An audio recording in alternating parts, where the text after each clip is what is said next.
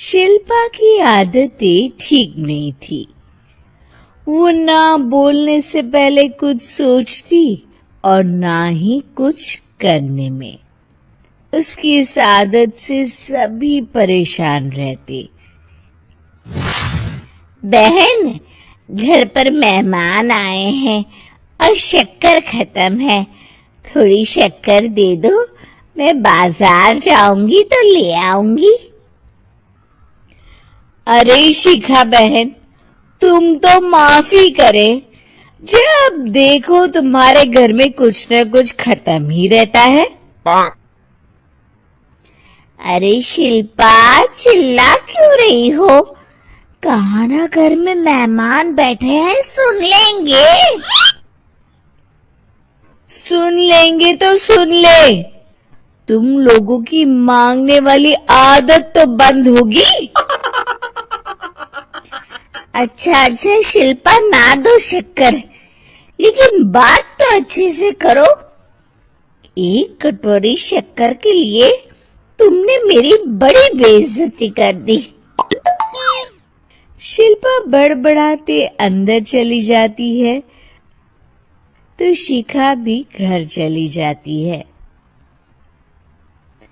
माँ, क्या हुआ? अरे कुछ नहीं बेटा, पता नहीं कहाँ कहाँ से ऐसे पड़ोसी आ जाते हैं। जब देखो तब कुछ न कुछ मांगने के लिए घंटी बजाते हैं। अब घंटी बजे तो दरवाजा ना खोलना। पता नहीं माँ की ये आदत कैसे बदलेगी। किसी को कुछ भी बोल देती है, बोलने से पहले सोचती भी नहीं। शिल्पा की ये आदत दिन ब दिन बढ़ती ही जा रही थी। एक दिन शिल्पा के दरवाजे सब्जी वाला आया। सुनो भैया, मुझे ये भिंडी, टिंडे, लौकी और आलू के साथ 1 किलो प्याज दे दो। जी बहन जी।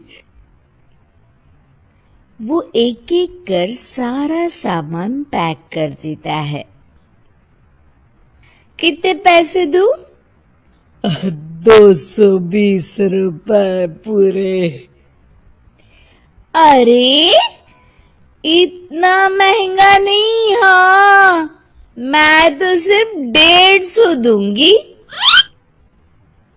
नहीं नहीं, पैसे तो पूरे लूंगा, नहीं तो सब्जी वापस कर दो। ऐसे कैसे वापस कर दूंगी?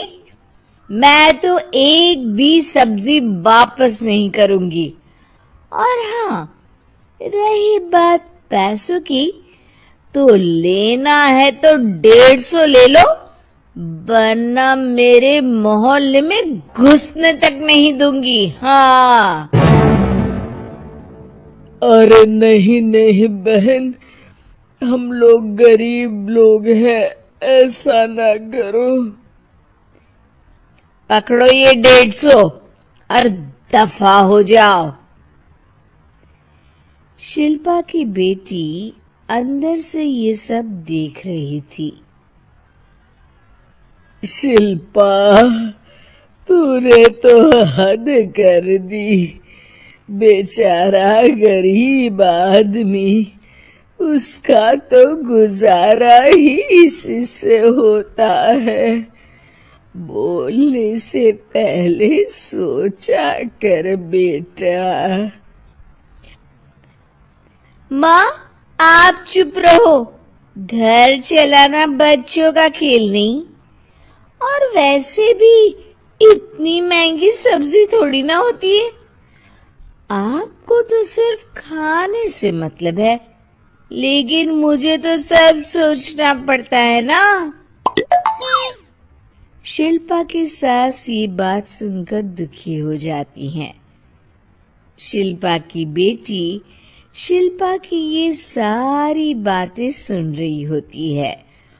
शिल्पा की बेटी एक दिन माँ से कहती है, माँ, ओ माँ, जरा यहाँ तो आना। ओहो, क्या हुआ? क्यों चिल्ला रही हो ऐसे बेटा? हुआ क्या? ये देखिए मेरी स्कूल की ड्रेस कितनी गंदी हो गई है। इसे कौन धोएगा? लेकिन ये तो साफ है बेटा, मैंने अपने हाथ से खुद साफ किया है। माँ, ये ड्रेस इतनी गंदी है कि मैं इसे पहन ही नहीं सकती। चलो, मुझे बाजार से नई दिलाओ। शिल्पा दुखी हो जाती है और वहां से चली जाती है कि तभी सामने उसकी सास मिल जाती है। शिल्पा, अरे ओ शिल्पा, ये क्या सब्जी बनाई है? ऐसे भी कोई सब्जी बनाता है? शिल्पा सास की इस हरकत से सख्ते में आ जाती है। अरे माँ को तो मैं जो बना दूं उन्हें वो पसंद आ जाता था, फिर आज वो ऐसा व्यवहार क्यों कर रही हैं? शिल्पा कुछ समझ पाती कि थोड़ी ही देर में उसका पति आ जाता है। अरे शिल्पा, ये क्या है?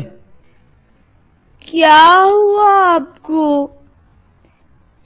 ये मेरी अलमारी पूरी अस्त व्यस्त है, तुमसे कोई काम नहीं होता है, सारा दिन पता नहीं क्या करती रहती हो। अरे मैंने तो सारी अलमारी साफ रखी है। इसे तुम साफ कहती हो? ये तो पूरा कूड़ादान लग रही है। शिल्पा परेशान हो जाती है और समझ नहीं पाती है कि उसके साथ क्या हो रहा है। शिल्पा अकेले कमरे में जाती है और जोर जोर से रोने लगती है।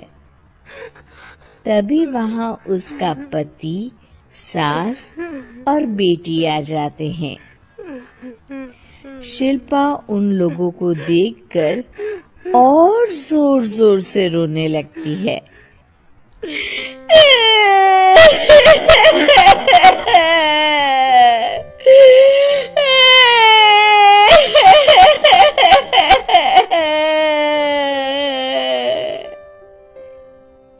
कि तभी उसकी सास उससे कहती है, क्या हुआ?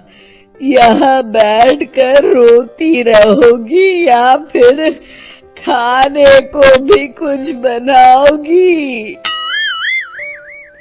माँ, पहले आप बताएं, आप लोगों को क्या हुआ है जो मुझसे ऐसा व्यवहार कर रहे हैं?